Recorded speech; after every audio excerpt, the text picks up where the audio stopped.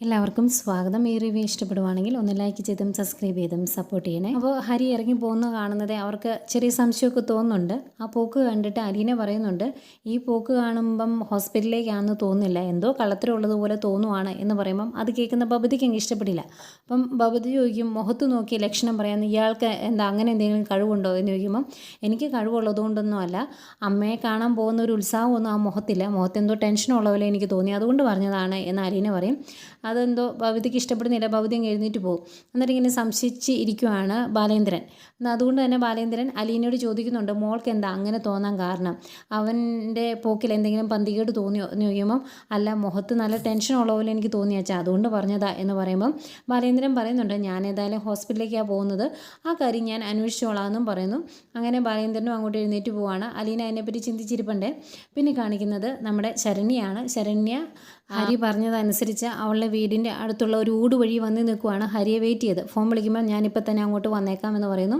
അങ്ങനെ ഹരി വന്നു കഴിയുമ്പോഴേക്കും ശരണ്യ ഓടി വന്ന് വണ്ടി കയറുന്നുണ്ട്. എന്നിട്ട് പെട്ടെന്ന് വണ്ടി ഇവിടുന്ന് എടുത്തുകൊണ്ട് പോകും, ആരും കാണാതെ എന്ന് പറയുന്നുണ്ട്. അവരിങ്ങ് പോന്ന് കഴിയുമ്പോഴേക്കും മൊത്തത്തിലൊന്ന് നോക്കുവാണ് ശരണ്യ ഹരി. എന്നിട്ട് ഇന്ന് നല്ല അടിപൊളി ആയിട്ടുണ്ടല്ലോ എന്നിങ്ങനെ പറയുമ്പം, നീ പറഞ്ഞുകൊണ്ടല്ലേ ഞാനിങ്ങനെ ഒരുങ്ങിയത് എന്ന് ചോദിക്കും.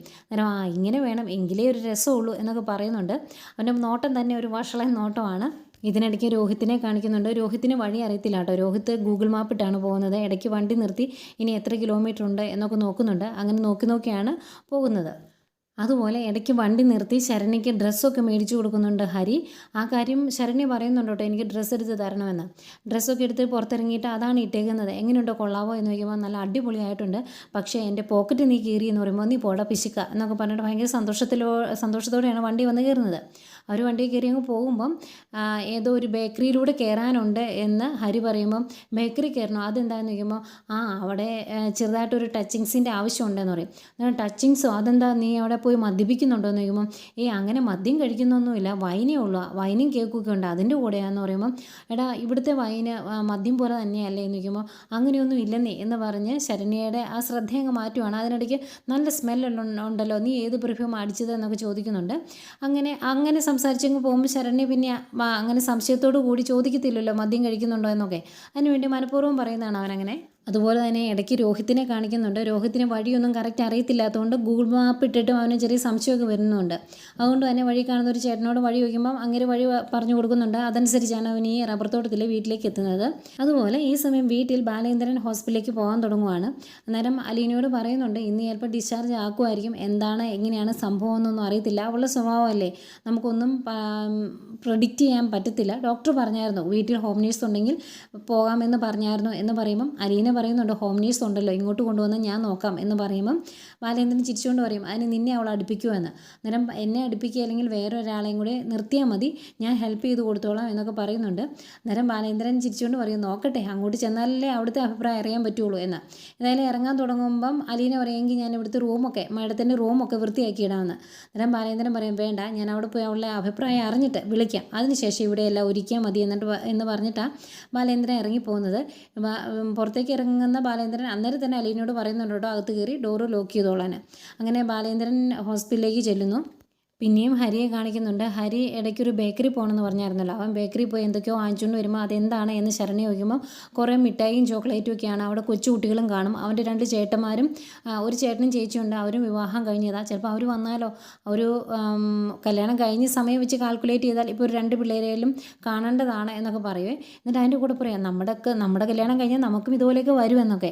അതൊക്കെ കേട്ട് ഭയങ്കരമായിട്ട് സന്തോഷിച്ചിരിക്കും കേട്ടോ ശരണ്യ. കൊണ്ടുപോകുന്നത് ചതിക്കാനാണ് എന്ന് ശരണ്യയ്ക്ക് അറിയില്ലല്ലോ. ഏതായാലും നമ്മുടെ ബാലേന്ദ്രനും ഹോസ്പിറ്റലിലേക്ക് എത്തുന്നു. ബാലേന്ദ്രൻ റൂമിലേക്ക് വരുമ്പോൾ റൂമിൽ സുലോചന ഉണ്ടായിരുന്നു. ചായ മേടിച്ചുകൊണ്ട് വരാമെന്ന് പറഞ്ഞ് സുലോചന പുറത്തേക്ക് പോകും. അന്നേരം ബാലേന്ദ്രൻ വൈജയന്തിയുടെ അടുത്തിരിക്കും. എന്നിട്ട് ഇപ്പോൾ എങ്ങനെയുണ്ട്, ഇവിടുന്ന് ഡിസ്ചാർജ് ആക്കാം എന്ന് ഡോക്ടർ പറഞ്ഞായിരുന്നു, അതിനെപ്പറ്റി എന്തെങ്കിലും തീരുമാനം ഉണ്ടോ എന്ന് ചോദിക്കുമ്പം, ഡോക്ടർ എന്നോട് ആ കാര്യങ്ങളൊന്നും പറഞ്ഞിട്ടില്ല, ഇതുവരെ നിങ്ങൾ പൂർണ്ണ ആരോഗ്യത്തിലെത്തി എന്ന് ഡോക്ടർ എന്നോട് പറയാത്തോടത്തോളം കാലം ഞാൻ ഇവിടുന്ന് ഡിസ്ചാർജായി പോകാൻ ഉദ്ദേശിച്ചിട്ടില്ല എന്ന് പറയുമ്പം ബാലേന്ദ്രൻ പറയുന്നുണ്ട്, എന്നോട് ഡോക്ടർ പറഞ്ഞായിരുന്നു വീട്ടിലൊരു ഹോം നേഴ്സ് എന്നുണ്ടെങ്കിൽ ഡിസ്ചാർജ് ആക്കാമെന്ന്. അതാണ് ഞാൻ പറഞ്ഞത്, അങ്ങനെയാണെങ്കിൽ വീട്ടിലോട്ട് കൂട്ടിക്കൊണ്ട് പോകാമല്ലോ എന്ന് കരുതി എന്ന് പറയും. അന്നേരം വൈജയന്തി പറയുക, അങ്ങനെ പോകാനാണെങ്കിൽ എനിക്കൊരു വീട് റെഡിയായിട്ടില്ല, എന്നിട്ട് ഞാൻ പോകുന്നുള്ളൂ എന്ന്. അന്നേരം ബാലേന്ദ്രൻ പറയും, ഇതിനു മുമ്പ് താമസിച്ച് വീട്ടിൽ കഴിയാമല്ലോ, പിന്നെ എന്താ പ്രശ്നം എന്ന് ചോദിക്കുമ്പോൾ ആ വീട്ടിലേക്ക് ഞാൻ വരികയില്ല. ഞാൻ ആ വീട്ടിലേക്ക് വരണമെങ്കിൽ അതിന് തലേ ദിവസമേ അലീന എന്ന് പറയുന്ന അവളെ അവിടുന്ന് അടിച്ചിറക്കി വിടണം, എന്നിട്ട് ചാണകവെള്ളം തളിക്കണം, എങ്കിൽ മാത്രമേ ഞാൻ ആ വീട്ടിലോട്ട് വരത്തുള്ളൂ. ഇപ്പം അത് എൻ്റെ വീടല്ലല്ലോ, ഒരു പട്ടിച്ച് വന്ന് ആ വീട് കൈയടക്കി, അതുകൊണ്ട് എനിക്കിനി ആ വീട്ടിലോട്ട് വരാൻ താല്പര്യമില്ല എന്ന് പറയുവാണ്. അത് കേൾക്കുമ്പോൾ നല്ല ദേഷ്യം വരുന്നുണ്ട് ബാലേന്ദ്രന്. അതൊന്ന് നിയന്ത്രിച്ചിട്ട് ബാലേന്ദ്രൻ പറയുവാണ്, നിൻ്റെ വായിൽ നിന്ന് ദുഷിപ്പ് വന്നിട്ടുണ്ടെങ്കിൽ അത് കേൾക്കുന്ന നിൻ്റെ തലയും നിൻ്റെ നാവും ഒക്കെ തന്നെ ദുഷിക്കുള്ളൂ, അല്ലാതെ എനിക്കും അലീനയ്ക്കും ഒന്നും സംഭവിക്കാൻ പോകുന്നില്ല എന്ന് പറയുമ്പം വൈജയന്തി ദേഷ്യത്തോടെ പറയുവാണ്, അലീന അവൾക്ക് ഒന്നും പറ്റാതിരുന്നാൽ മതിയല്ലോ, അതാണല്ലോ ബാലേന്ദ്രൻ്റെ ആഗ്രഹം, അല്ലാതെ ഭാര്യയ്ക്കോ മക്കൾക്കോ എന്ത് സംഭവിച്ചാലും നിങ്ങൾക്കൊന്നുമില്ല എന്ന് എനിക്കറിയാം എന്ന് പറഞ്ഞ് ഇത്തിരി ദേഷ്യത്തോടെ സംസാരിക്കുന്നു. എന്നിട്ട് വൈജയന്തി പറയുന്നുണ്ട്, ഞാൻ ഏതായാലും എൻ്റെ കാര്യങ്ങളൊക്കെ തീരുമാനിച്ചിട്ടുണ്ട്, എൻ്റെ 2 കാലയിലെയും പ്ലാസ്റ്റർ വെട്ടി 2 കാലം നടന്നു പോകാറായതിനു ശേഷം മാത്രമേ ഞാൻ ഇവിടുന്ന് പോകുകയുള്ളൂ, അത് ഞാൻ തീരുമാനിച്ച കാര്യമാണ്. അതുപോലെ ആ വീട്ടിലേക്ക് ഞാൻ എൻ്റെ കാലെടുത്ത് കുത്തത്തില്ല. അവിടുന്ന് ഞാൻ ഇറങ്ങിപ്പോകുന്നത് എന്തിനാണ് എന്ന് നിങ്ങൾക്കറിയാലോ, ഈ അവസ്ഥയിൽ ഞാൻ എത്താനുള്ള കാരണവും നിങ്ങൾക്കറിയാം.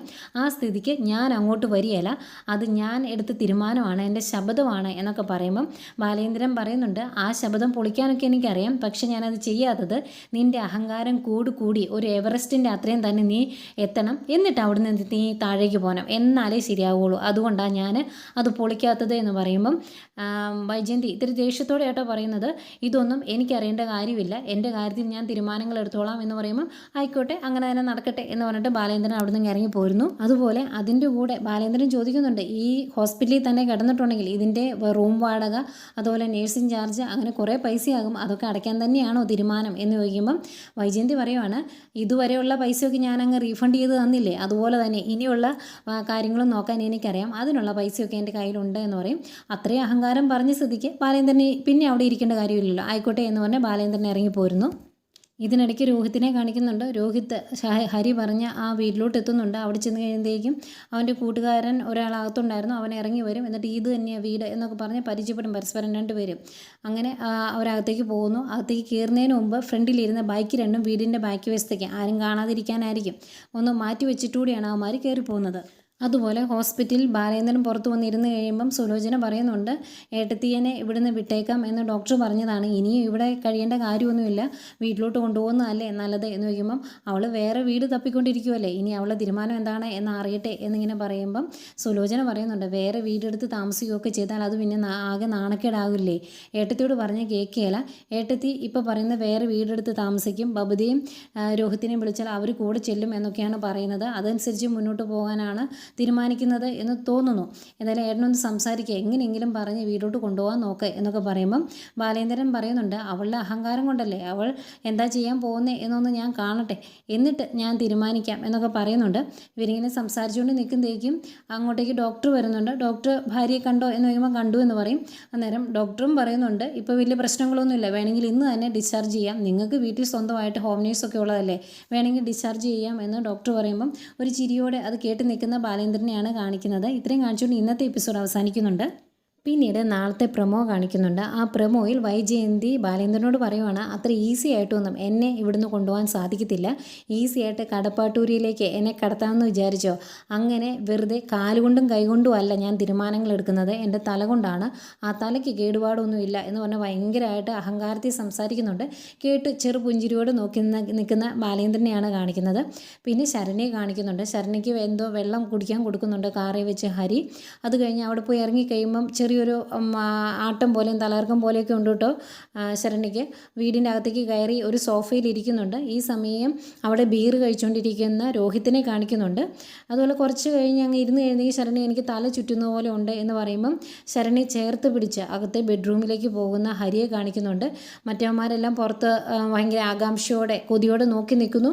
ഹരി തിരിഞ്ഞ് അവന്മാരെ നോക്കി അവരുടെ പ്ലാനൊക്കെ സക്സസ് ആയ പോലത്തെ ഒരു ചിരിയൊക്കെ ചിരിക്കുന്നുണ്ട്. ആ ശരണ്യേക്കാൾ ഏറെ കിറങ്ങി നിൽക്കുന്ന ഹരിയും നമ്മുടെ രോഹിത്തിനെയും കാണിക്കുന്നുണ്ട്. മിക്കവാറും ഇതെല്ലാം ചെയ്തിട്ട് രോഹിത്തിൻ്റെ തലയിൽ എടുത്തിടുമായിരിക്കും ഹരി. ഏതായാലും ഇതൊക്കെയാണ് പ്രൊമോ ആയിട്ടും കാണിച്ചത്.